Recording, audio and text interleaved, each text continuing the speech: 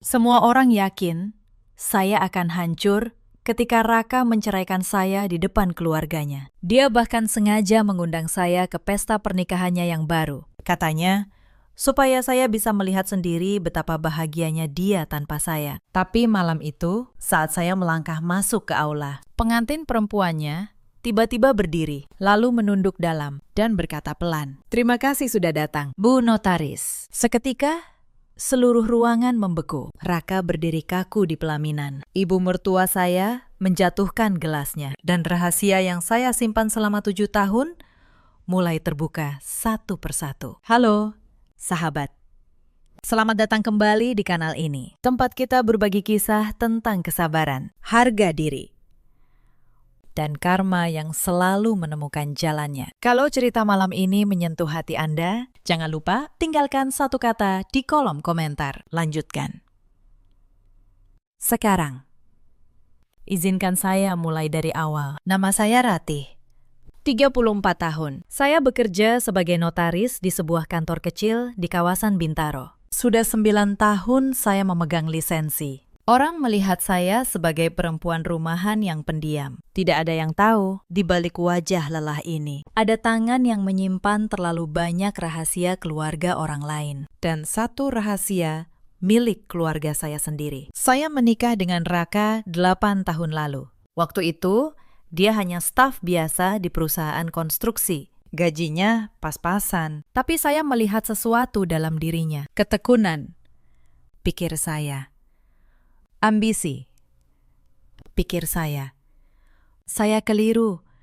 Yang saya lihat itu cuma lapar. Lapar yang tidak pernah kenyang. Kami tinggal di rumah kontrakan sederhana di Bekasi Tengah. Saya yang membayar uang muka. Saya yang mengurus surat-surat. Saya yang menahan dapur tetap mengepul saat proyeknya macet berbulan-bulan. Setiap kali dia gagal, saya yang menambal.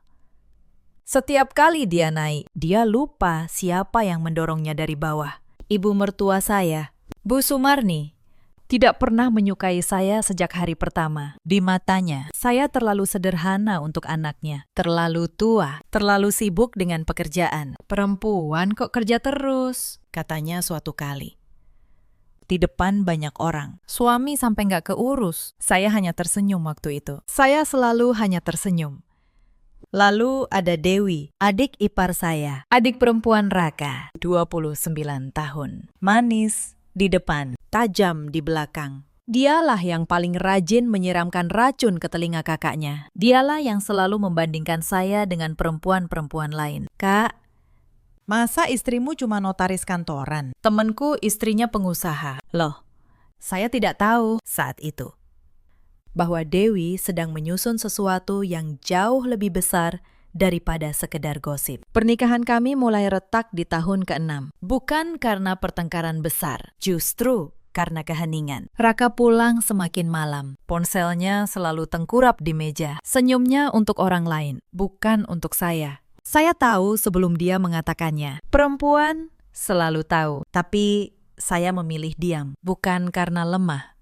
Karena saya sedang menunggu sesuatu menjadi matang. Sesuatu yang sudah ayah saya tanam bertahun-tahun lalu. Sebelum beliau pergi, saya ingin Anda mengerti bagaimana semua ini bermula. Karena tanpa awalnya, akhir cerita ini tidak akan terasa adil. Saya dan Raka bertemu di sebuah seminar properti 10 tahun lalu. Waktu itu, saya baru saja menyelesaikan magang notaris. Dia datang sebagai peserta biasa, mengenakan kemeja yang sudah pudar warnanya. Dia bertanya banyak hal pada saya tentang akta, tentang sertifikat, tentang cara mengurus surat tanah. Saya menjawab semuanya dengan sabar. Saat itu saya pikir dia hanya lelaki sederhana yang ingin belajar. Saya kagum pada keinginannya untuk maju. Saya tidak tahu sejak awal dia sebenarnya sedang mengukur saya, mengukur seberapa berguna saya untuk masa depannya. Kami menikah setahun kemudian. Pernikahan kami sederhana, hanya di rumah, dengan beberapa kerabat. Ibu Raka, Bu Sumarni, dari awal sudah memasang wajah masam. Dia berbisik pada tetangganya, cukup keras supaya saya dengar. Anak saya bisa dapat yang lebih muda, lebih cantik. Kok malah sama notaris tua ini? Saya berusia 26 waktu itu. Tidak tua. Tapi di mata Bu Sumarni, perempuan yang sibuk bekerja selalu terlihat tua dan kering. Saya menelan kalimat itu. Saya pikir seiring waktu, beliau akan melihat siapa saya sebenarnya. Saya keliru.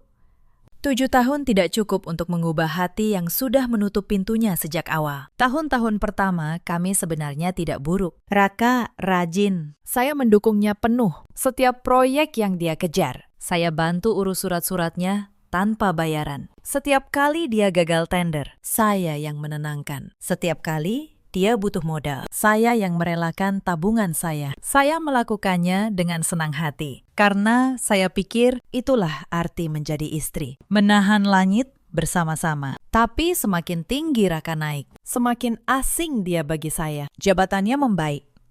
Gajinya naik berlipat. Lingkaran pertemanannya berubah. Dia mulai malu mengajak saya ke acara kantor. Kamu di rumah aja, katanya.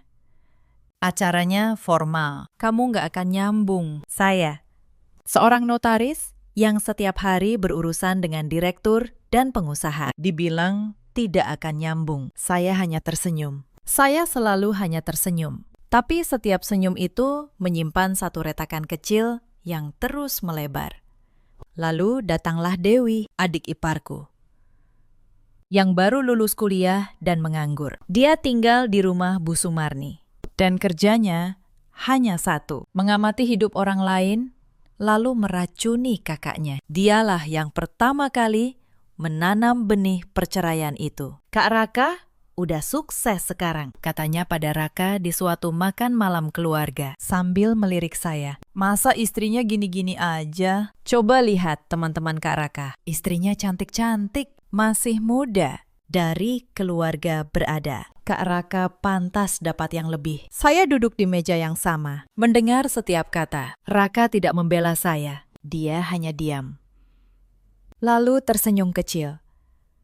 Dan senyum kecil itu lebih menyakitkan daripada 1000 hinaan. Karena saat itu saya tahu, di dalam hatinya, dia sudah mulai setuju. Malam itu, Raka pulang lebih awal dari biasanya. Saya pikir akhirnya ada yang berubah. Ternyata dia pulang hanya untuk mengakhiri semuanya. Dia meletakkan map coklat di atas meja makan, tanpa menyentuh makanan, tanpa menatap mata saya. Ratih, katanya datar.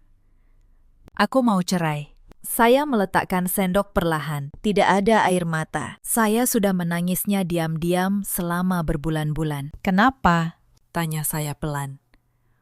Dia menghela nafas. Seolah pertanyaan saya membebani. Kamu terlalu sibuk dengan kerjaanmu. Aku butuh istri yang bisa menemani aku naik, bukan yang sibuk dengan surat-surat orang lain. Lalu dia menambahkan kalimat yang masih saya ingat sampai sekarang. Kamu nggak akan kemana-mana tanpa aku. Ratih, ingat itu.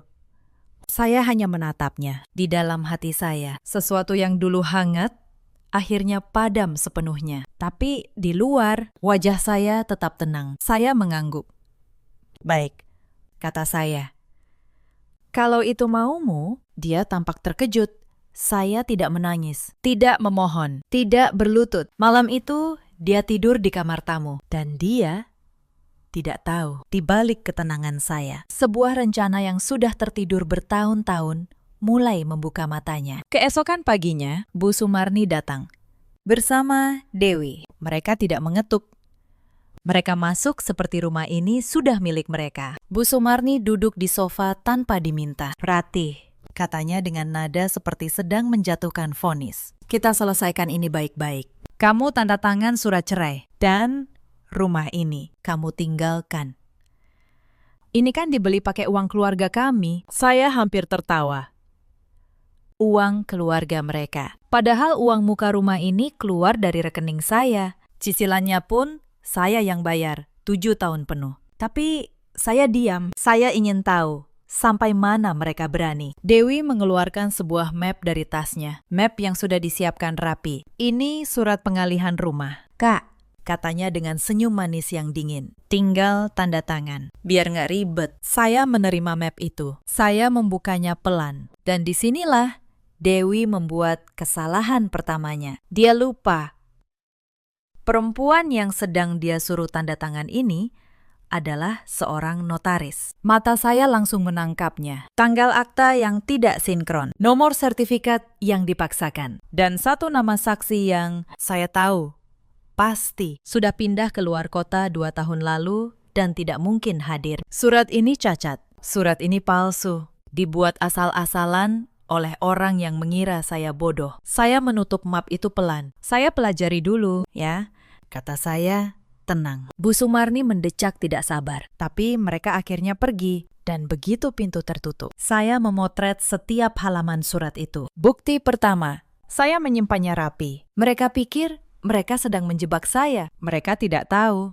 Mereka baru saja memberi saya senjata. 3 hari kemudian, Raka resmi pindah, bukan ke rumah ibunya, tapi ke sebuah rumah mewah di kawasan Pondok Indah. Rumah keluarga Anggun, perempuan yang akan menjadi istri barunya. Saya tahu nama Anggun dari grup arisan. Anak tunggal seorang pengusaha properti. Cantik, muda, 26 tahun. Dan Raka, di mata orang sekarang, terlihat seperti lelaki beruntung yang naik kelas. Foto-foto mereka tersebar. Mobil baru, liburan, cincin yang berkilau. Dewi paling rajin menyebar kabar itu. Akhirnya, kakakku dapat yang sepadan, tulisnya di status. Setiap kalimat ditujukan untuk menyakiti saya. Saya membacanya, saya menyimpannya, saya tidak membalas satupun. Tapi ada satu hal yang membuat saya terdiam lama malam itu. Nama keluarga Anggun, Wijaya, pengusaha properti dari Menteng. Nama itu terasa familiar.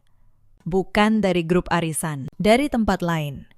Dari tempat yang jauh lebih lama, dari arsip lama milik ayah saya. Hari-hari setelah Raka mengumumkan perceraian itu, berjalan seperti mimpi buruk yang lambat. Setiap hari, ada saja luka baru. Seminggu setelah dia pindah, saya menerima telepon dari bank.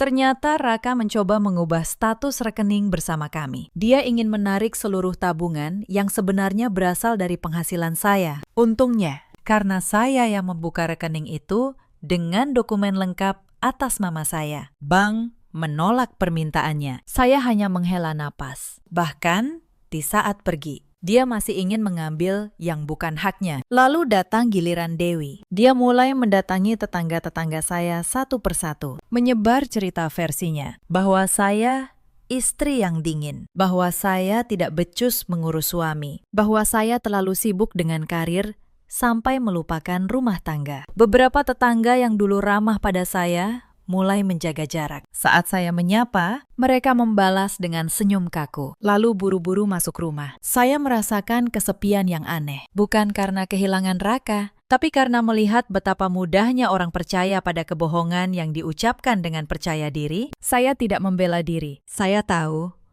membela diri di tengah badai gosip hanya akan menambah bahan bakar. Saya memilih diam dan membiarkan waktu menjadi saksi. Suatu hari, Bu Sumarni datang lagi ke rumah saya. Kali ini membawa seorang lelaki yang katanya pengacara keluarga. Lelaki itu meletakkan map di meja dengan gaya mengancam. Bu Ratih, katanya, lebih baik Anda kooperatif. Tanda tangani surat cerai dan lepaskan rumah ini. Kalau tidak, urusan bisa panjang. Anda tahu sendiri, keluarga Bu Sumarni punya banyak koneksi. Saya menatap lelaki itu. Lalu, saya membuka laci dan mengeluarkan salinan akta rumah. Atas nama saya, dibeli dengan uang saya, lengkap dengan bukti cicilan 7 tahun. Pakistan, kata saya tenang. Saya notaris. Saya tahu persis hukum soal harta dalam pernikahan. Rumah ini dibeli atas nama saya, dengan uang saya, sebelum dan selama pernikahan. Kalau Anda mau membawa ini ke pengadilan, silahkan. Tapi saya sarankan, periksa dulu dokumen Anda. Karena dokumen saya tidak punya celah. Wajah pengacara itu berubah. Dia menoleh canggung pada Bu Sumarni. Bu Sumarni mendecak marah, lalu menyeret pengacara itu keluar. Di pintu, dia menoleh dan berkata dengan suara bergetar oleh kemarahan, "Kamu pikir kamu pintar, ya? Lihat saja. Anakku akan menikahi perempuan dari keluarga jauh lebih kaya dari kamu. Kamu bukan apa-apa. Saya hanya menutup pintu pelan. Di dalam, jantung saya berdebar. Bukan karena takut, tapi karena nama keluarga kaya yang baru saja disebut Bu Sumarni terus berputar di kepala saya. Wijaya. Dan semakin lama, nama itu menggema. Semakin jelas, potongan-potongan masa lalu mulai menyatu. Malam itu, saya tidak bisa tidur. Saya membuka laci tua tempat saya menyimpan barang-barang peninggalan ayah. Foto-foto lama, surat-surat, dan di sana, di antara tumpukan kertas yang menguning, saya menemukan sebuah kartu nama lama. Kartu nama milik Pak Hadi Wijaya, dengan catatan tangan ayah saya di belakangnya. Klien penting, jaminan tanah, box bank, baris ketiga. Tangan saya gemetar. 7 tahun saya menyimpan kunci itu tanpa pernah membukanya. Dan sekarang, takdir seperti sedang menuntun saya, langkah demi langkah, menuju jawaban yang sudah ayah saya siapkan jauh sebelum saya membutuhkannya. Saya juga mulai mengingat sesuatu yang lebih dalam. Sebelum ayah meninggal, beliau pernah berkata pada saya, "Nak, suatu hari kamu akan dihina oleh orang yang tidak tahu siapa dirimu." Saat itu terjadi. Jangan marah, Dayamete. Lalu, buka apa yang ayah titipkan. Biar dokumen yang berbicara, bukan mulutmu. Saat itu saya tidak mengerti maksud beliau. Sekarang, setiap kata itu terasa seperti ramalan yang baru saja menjadi nyata. Beberapa hari kemudian, saya mendapat kabar lewat undangan resmi. Sebuah undangan pernikahan. Dikirim langsung ke rumah saya. Di amplopnya dengan tinta emas. Tertulis nama saya lengkap, dan di dalamnya sebuah kartu dengan tulisan tangan Raka sendiri. Datanglah. Lihat sendiri bagaimana aku akhirnya bahagia. Anggap saja ini perpisahan terbaik untukmu. Itu bukan undangan, itu undangan untuk menyaksikan penghinaan saya sendiri. Dewi bahkan menelepon untuk memastikan saya datang. Kakak harus datang, ya.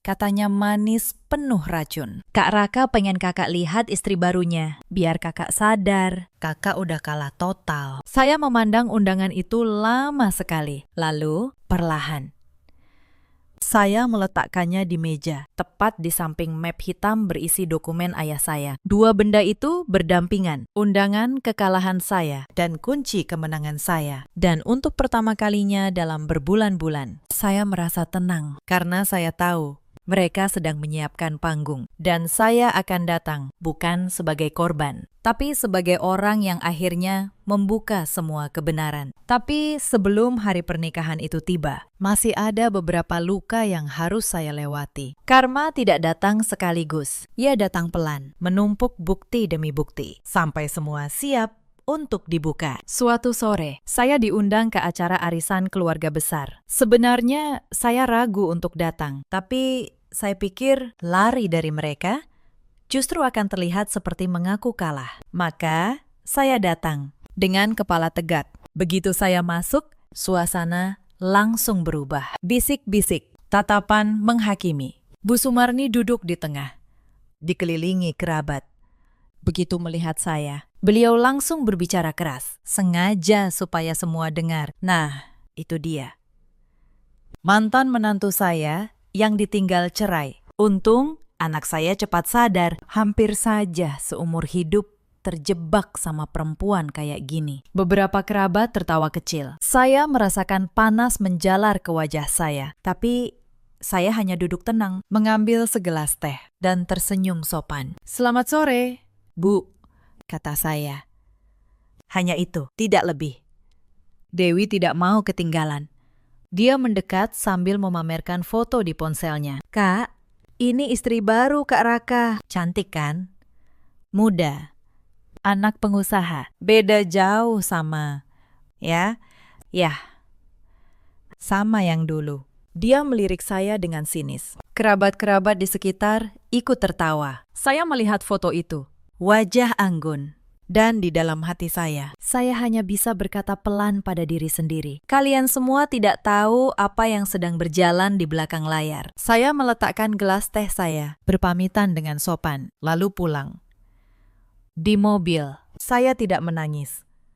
Saya hanya membuka catatan di ponsel saya dan menambahkan satu baris lagi. Tanggal, tempat, kata-kata yang diucapkan. Saya mencatat semuanya, bukan untuk dendam, tapi Karena seorang notaris terbiasa mendokumentasikan segala sesuatu, beberapa hari kemudian saya mendapat kabar lain yang lebih mengejutkan dari seorang teman lama yang bekerja di perusahaan tempat Raka bekerja. Dia menelepon saya dengan suara berhati-hati. "Ratih," katanya, "aku nggak enak ngomong ini, tapi kamu berhak tahu. Raka, dia nggak cuma menikah karena cinta. Dia menikahi Anggun karena keluarga Wijaya. Dia mau pakai nama besar mereka buat naik jabatan. Bahkan, dia sudah mulai pakai relasi keluarga Anggun buat dapat proyek besar." Saya menutup mata. Jadi begitu.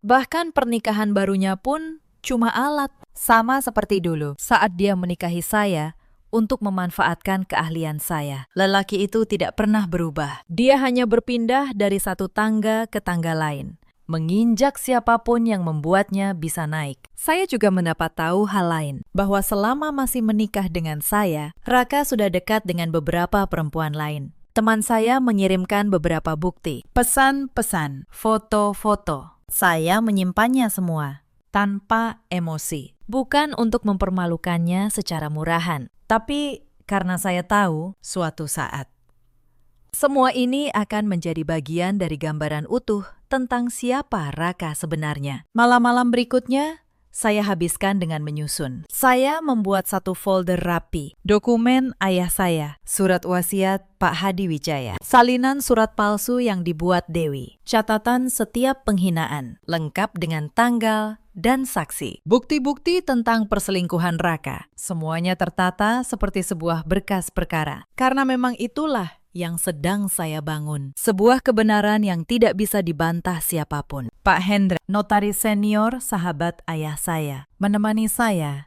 di setiap langkah. Beliau memeriksa keabsahan setiap dokumen. "Ratih," katanya suatu malam, setelah memeriksa semuanya, "kamu tahu, dengan dokumen ini, kamu bisa menghancurkan mereka sepenuhnya. Kamu bisa menyita aset keluarga Wijaya. Kamu bisa memenjarakan Dewi. Kamu bisa membuat Raka kehilangan segalanya. Kamu mau melakukan itu semua." Saya terdiam lama.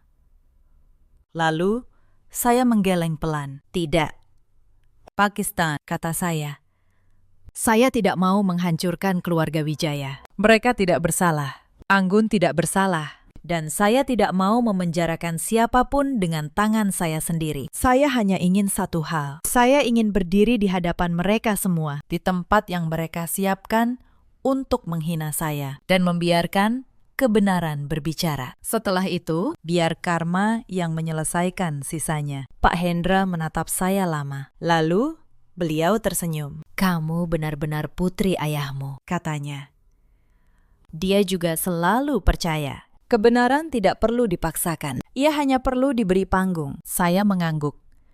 Di luar jendela, hujan turun pelan. Dan untuk pertama kalinya dalam waktu yang lama, saya merasa damai. Karena saya tahu, kesabaran saya selama bertahun-tahun akhirnya akan menemukan jawabannya. Bukan dalam bentuk amarah, tapi dalam bentuk kebenaran yang berdiri tegak. Di hadapan orang-orang yang dulu yakin saya akan hancur, saya harus mundur sebentar dan menceritakan sesuatu tentang ayah saya. Ayah saya, Pak Darsono, juga seorang notaris. Dulu beliau punya kantor besar di Menteng selama puluhan tahun. Beliau yang memegang akta-akta penting banyak keluarga kaya di Jakarta, termasuk ternyata keluarga Wijaya. Sebelum beliau meninggal 7 tahun lalu, ayah memanggil saya. Beliau menyerahkan sebuah map tebal dan satu kunci safe deposit box. "Simpan ini, nak," katanya pelan di ranjang rumah sakit. "Suatu hari,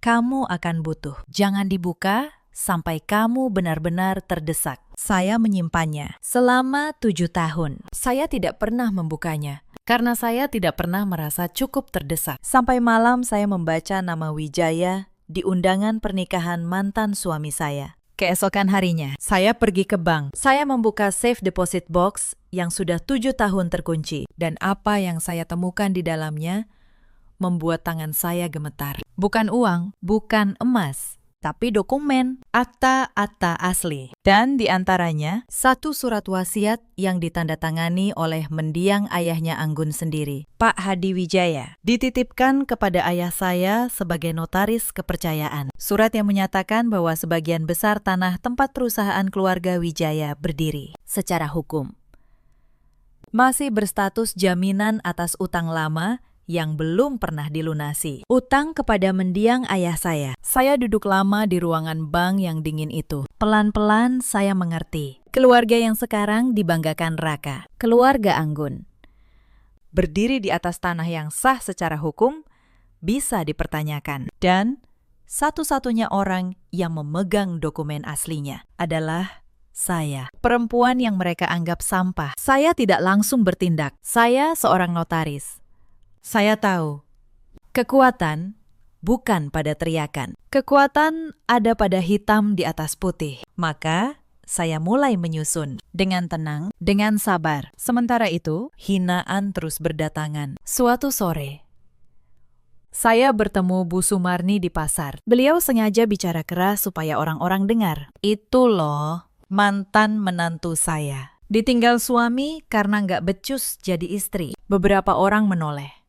Saya merasakan panas di wajah saya, tapi saya hanya mengangguk sopan dan berlalu. Di dalam tas saya, map dokumen itu terasa semakin berat dan semakin nyata. Dewi tidak kalah.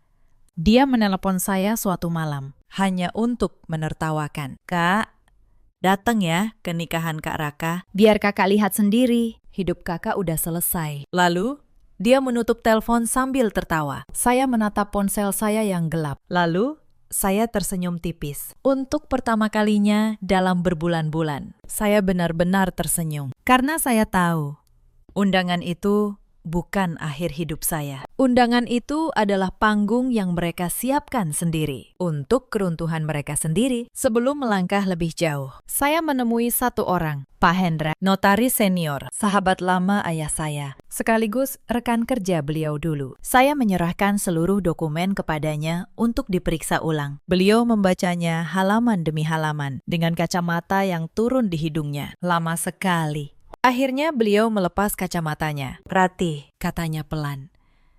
Dokumen ini sah. Semuanya sah. Tanda tangan. Materai. Saksi. Semua lengkap. Ayahmu menyiapkan ini dengan sangat rapi. Kalau kamu bawa ini ke pengadilan, keluarga Wijaya tidak punya tempat berdiri. Saya menarik napas panjang. Saya tidak mau ke pengadilan. Pakistan, kata saya. Belum. Saya hanya ingin satu hal. Saya ingin mereka tahu siapa sebenarnya yang selama ini mereka injak. Pak Hendra menatap saya lama. Lalu, beliau mengangguk pelan. Ayahmu pasti bangga, katanya. Malam sebelum pernikahan itu, saya tidak tidur. Saya menata semua dokumen dalam satu map hitam. Saya menyetrika satu gaun sederhana berwarna abu-abu. Bukan gaun mewah. Saya tidak butuh mewah. Lalu, tepat tengah malam, saya mengangkat telepon. Saya menelepon satu orang yang sudah bertahun-tahun menunggu kabar dari saya. Anggun. Ya. Pengantin perempuan itu sendiri. Karena ada satu hal yang tidak diketahui Raka. Tidak diketahui Bu Sumarni. Tidak diketahui Dewi. Anggun. Perempuan muda yang akan menikahi mantan suami saya. Sudah lebih dulu mengenal saya. Jauh sebelum dia mengenal Raka. Dan malam itu, saat saya menelpon, suara di seberang sana bergetar. Tante Rati, katanya pelan. Saya sudah menunggu telepon ini lama sekali. Ada satu bagian dari cerita ini yang harus saya jelaskan. Tentang Anggun. Tentang mengapa pengantin perempuan itu, di hari pernikahannya sendiri, justru memilih berdiri di sisi saya 7 tahun lalu, saat ayah saya masih hidup dan kantornya masih berdiri di Menteng. Keluarga Wijaya datang dalam keadaan hampir bangkrut. Pak Hadi Wijaya, ayah Anggun, terlilit utang besar. Perusahaannya nyaris disita. ayah saya, sebagai notaris kepercayaan. Tidak hanya mengurus dokumennya, beliau juga meminjamkan dana pribadi untuk menyelamatkan perusahaan itu dari kehancuran. Sebuah pinjaman besar yang dijamin dengan tanah tempat perusahaan itu berdiri. Pak Hadi berjanji akan melunasinya, tapi beliau meninggal dunia sebelum sempat membayar. Hanya beberapa bulan setelah ayah saya juga berpulang. Utang itu menggantung. Dokumennya tersimpan rapi di safe deposit box yang ayah titipkan pada saya dan keluarga Wijaya, terutama Anggun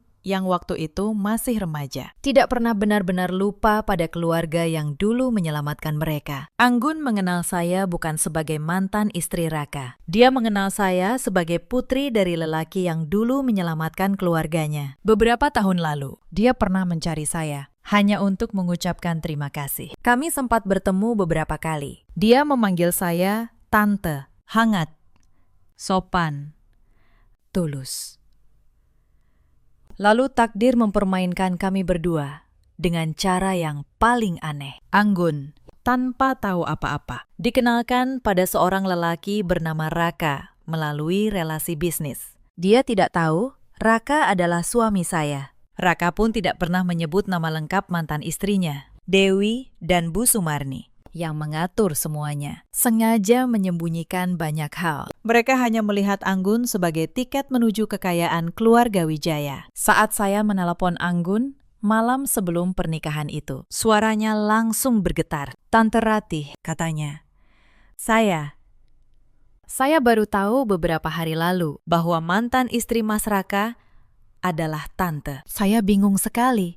Saya tidak tahu harus berbuat apa. Tapi saya merasa ada yang salah dari awal. Saya menarik napas. "Anggun," kata saya pelan, "tante tidak akan menyuruhmu melakukan apapun. Keputusan ada di tanganmu. Tante hanya mau bertanya satu hal. Apakah kamu benar-benar mencintai lelaki itu? Atau kamu hanya dijodohkan demi kepentingan keluarga?" Hening sebentar di seberang sana. Lalu suara Anggun terdengar pelan, hampir berbisik. "Jujur, Tante, saya tidak yakin. Keluarga saya mendorong pernikahan ini karena Mas Raka terlihat sukses. Tapi semakin dekat hari H, saya merasa ada yang tidak beres. Dia sering bicara buruk tentang mantan istrinya, tentang Tante, padahal dia tidak tahu saya mengenal Tante. Hati saya tidak tenang. Saya menutup mata sebentar. Lalu saya berkata, "Anggun, Tante tidak datang besok untuk merebut kebahagiaanmu. Tante datang karena Tante diundang untuk dihina. Tapi Tante juga datang membawa kebenaran. Kebenaran tentang siapa Tante sebenarnya. Dan tentang utang lama keluargamu pada keluarga Tante. Kamu tidak perlu takut. Apapun yang Tante bawa, Tante tidak akan menggunakannya untuk menyakitimu. Kamu anak baik. Kamu tidak bersalah dalam semua ini." Suara Anggun pecah dalam tangis kecil. "Terima kasih, Tante," katanya.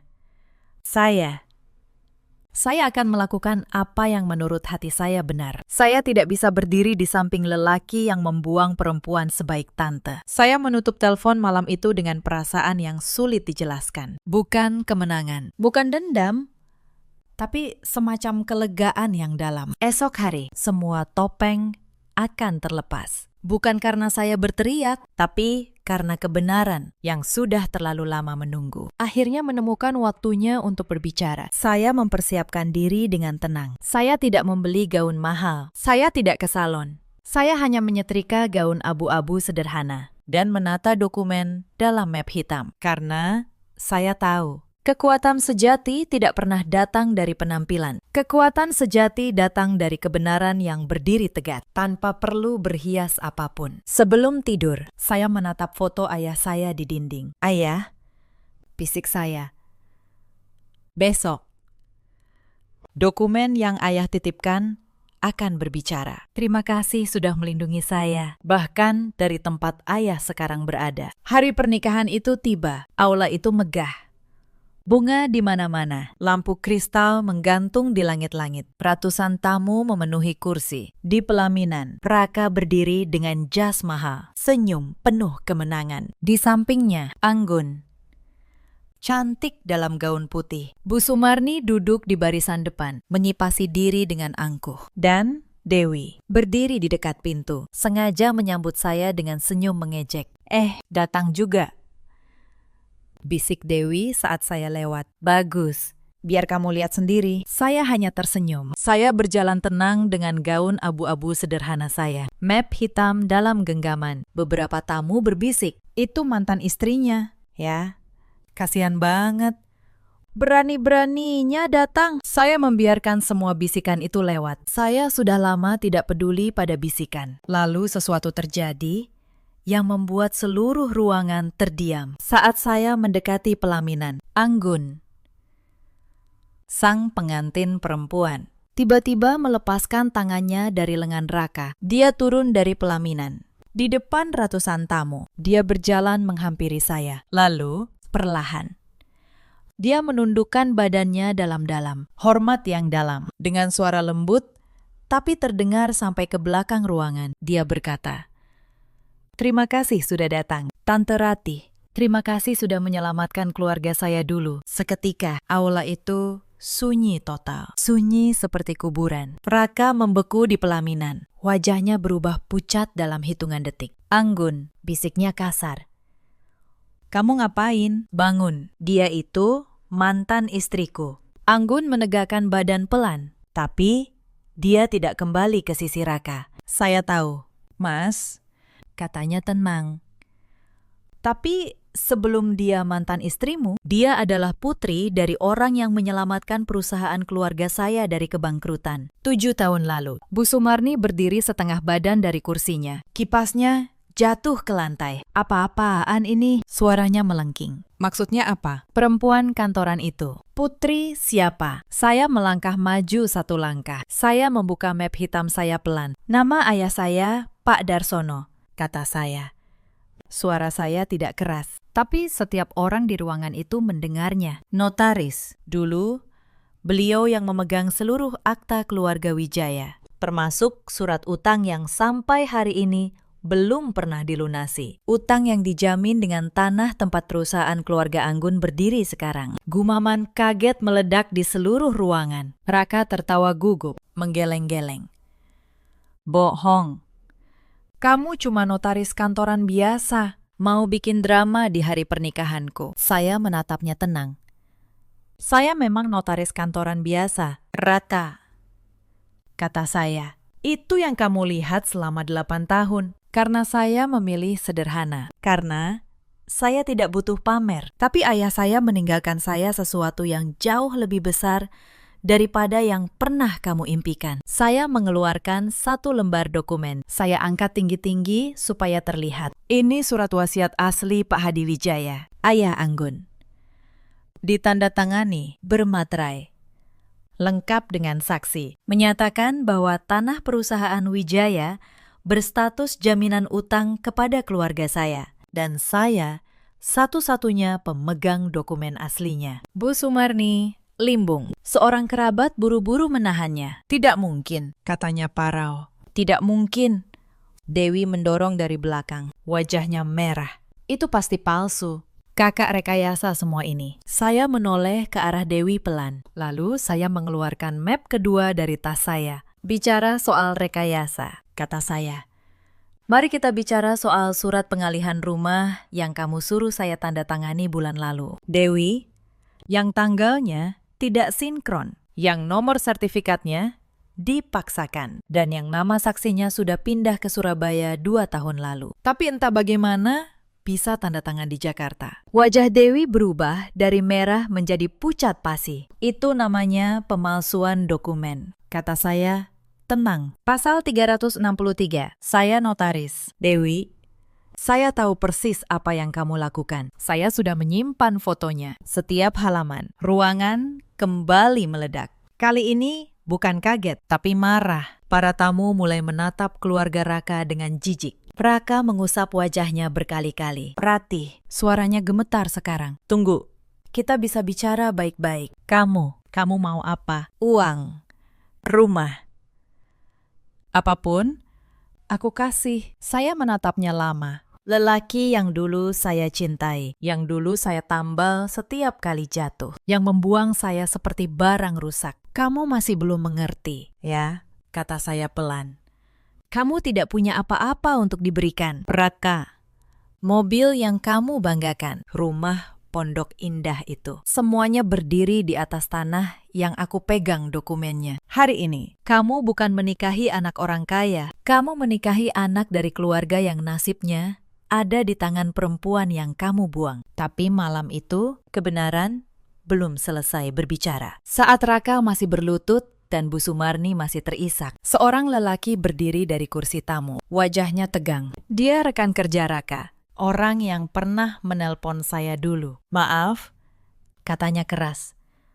Tapi saya rasa semua orang di sini berhak tahu satu hal lagi. Selama Raka masih menikah dengan Bu Ratih, dia sudah dekat dengan beberapa perempuan lain. Saya punya buktinya, dan saya muak diam saja. Seketika, ruangan kembali bergemuruh. Para tamu saling pandang. Beberapa perempuan menutup mulut dengan tangan. Bu Sumarni menjerit, "Bohong. Anak saya tidak mungkin begitu. Saya tidak berkata apa-apa. Saya hanya mengeluarkan ponsel saya dan meletakkannya di atas meja terdekat. Tidak untuk memutar apapun, hanya untuk menunjukkan bahwa saya pun memegang bukti yang sama." Raka melihat gerakan saya. Wajahnya yang sudah pucat menjadi semakin putih. Dia tahu saya menyimpan segalanya. "Ratih," bisiknya. Suaranya hampir tak terdengar. Kamu simpan semua itu. Aku notaris. Raka, kata saya pelan. Aku menyimpan segalanya. Itu pekerjaanku. Tapi aku tidak pernah berniat memakainya. Sampai kamu memutuskan mengundangku ke sini untuk dipermalukan. Kamu yang membuka kotak ini, bukan aku. Anggun, yang berdiri di samping saya, menoleh pada Raka dengan tatapan yang sudah benar-benar dingin. Jadi, selama dekat dengan saya, katanya, kamu masih punya perempuan lain juga, sambil membuang istri yang menyelamatkan karirmu bertahun-tahun. Raka tidak bisa menjawab.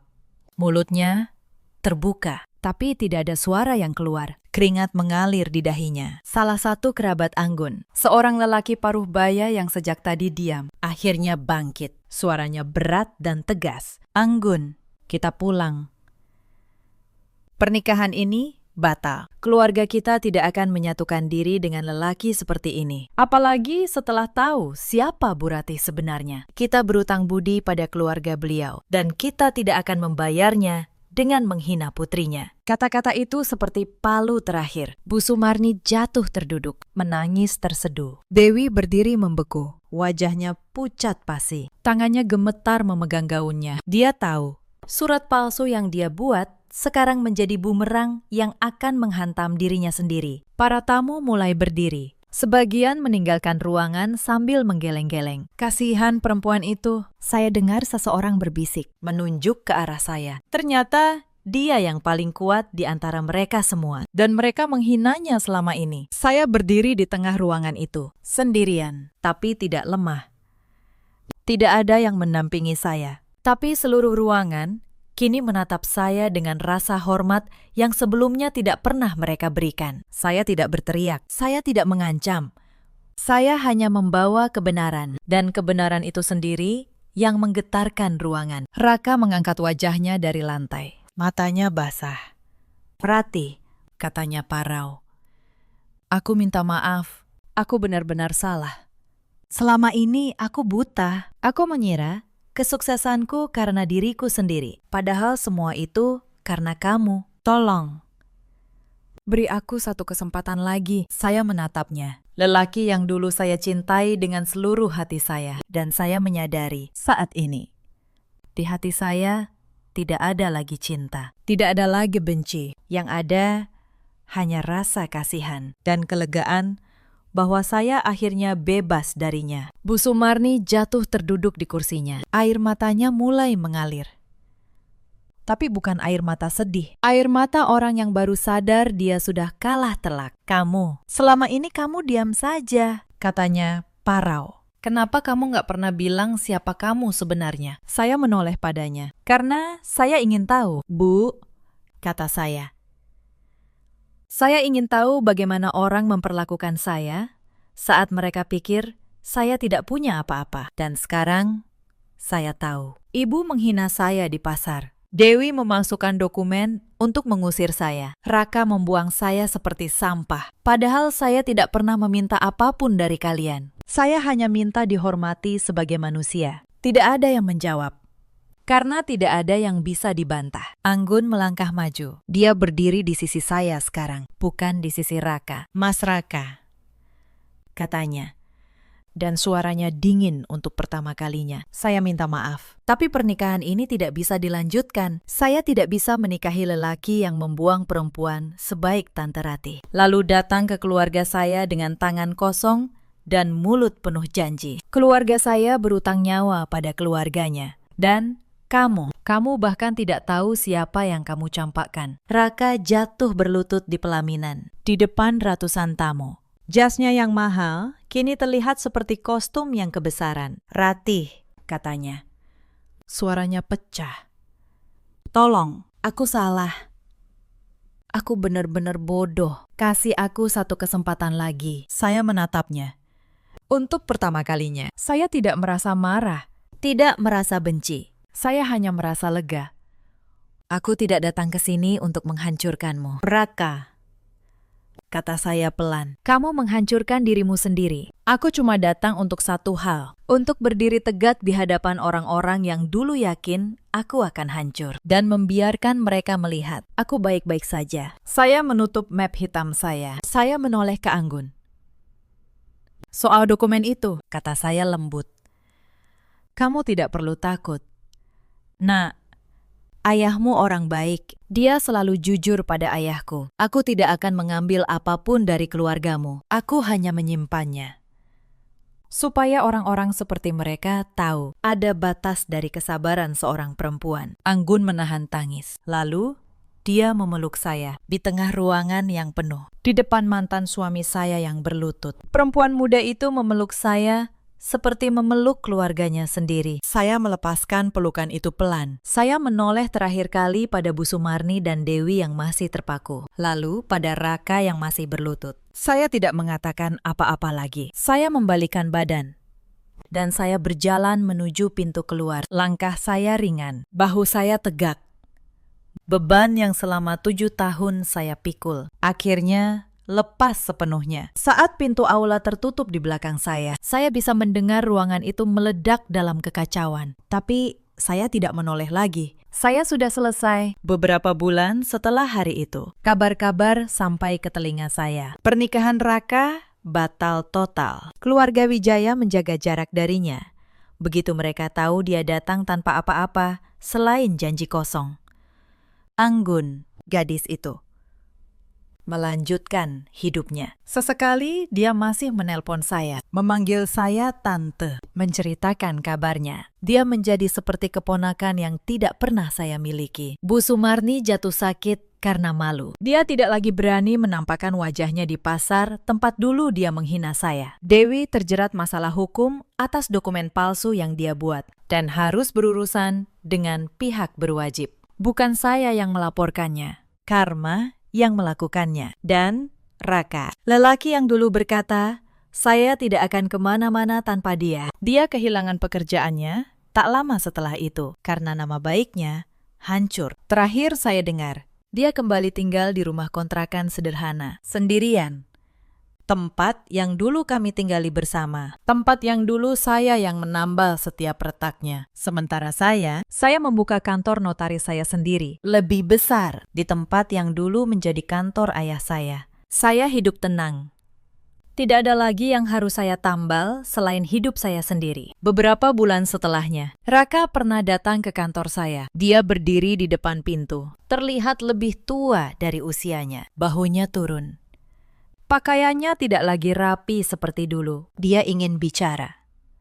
Mungkin ingin meminta maaf lagi. Mungkin ingin meminta bantuan. Saya tidak tahu pasti. Saya hanya menatapnya dari balik meja saya. Lalu, saya berkata pelan, Raka, aku sudah memaafkanmu. Bukan untukmu, tapi untuk diriku sendiri. Supaya aku bisa melangkah maju tanpa beban. Tapi memaafkan bukan berarti kembali. Pintu itu sudah tertutup sejak malam kamu meletakkan map cerai di meja makan kita. Dia menunduk. Lalu pergi tanpa sepatah kata pun. Itu terakhir kalinya saya melihatnya. Dan saat pintu kantor tertutup di belakangnya, saya merasakan sesuatu yang sudah lama tidak saya rasakan. Kebebasan yang utuh. Anggun, beberapa waktu kemudian, datang membawa sekotak kue ke kantor saya. Dia memeluk saya dan berkata bahwa dia akhirnya menemukan pekerjaan yang dia cintai. Bukan karena perjodohan, bukan karena nama besar, tapi karena pilihannya sendiri. Saya bangga padanya. Dia mengajari saya bahwa kebaikan, meski lahir dari masa lalu yang pahit, selalu menemukan jalan untuk kembali. Cerita ini mengajarkan satu hal. Jangan pernah menilai seseorang dari betapa sederhana penampilannya. Dan jangan pernah membuang orang yang diam-diam menahan langit agar tidak runtuh menimpamu. Di luar sana, ada banyak perempuan seperti saya dulu, yang diam saat dihina, yang menahan saat dikhianati, yang dianggap lemah hanya karena memilih untuk tidak berteriak. Kepada kalian semua, saya ingin berkata, kesabaran bukan kelemahan. Kadang, diam yang paling dalam menyimpan kekuatan yang paling besar. Ada juga banyak suami seperti Raka di luar sana, yang lupa siapa yang mengangkat mereka dari bawah, yang mengira kesuksesan adalah hasil tangan mereka sendiri. Sampai suatu hari, fondasi yang mereka pijak menghilang, dan mereka baru sadar siapa yang selama ini menahannya. Dan ada pula ibu-ibu mertua seperti Bu Sumarni, yang mengukur menantu dari harta dan penampilan, yang lupa bahwa hati seorang perempuan jauh lebih berharga daripada apapun yang bisa dilihat mata. Dalam hidup, kita selalu punya pilihan, memilih membalas dengan amarah, atau memilih membiarkan kebenaran berbicara di waktunya sendiri. Saya memilih yang kedua, dan saya tidak pernah menyesalinya. Terima kasih sudah menemani saya sampai akhir cerita ini. Kalau kisah ini menyentuh hati Anda, ceritakan pengalaman kalian di kolom komentar. Karena di balik setiap perempuan yang tenang, selalu ada cerita yang tidak pernah dia teriakan. Sampai jumpa di cerita berikutnya.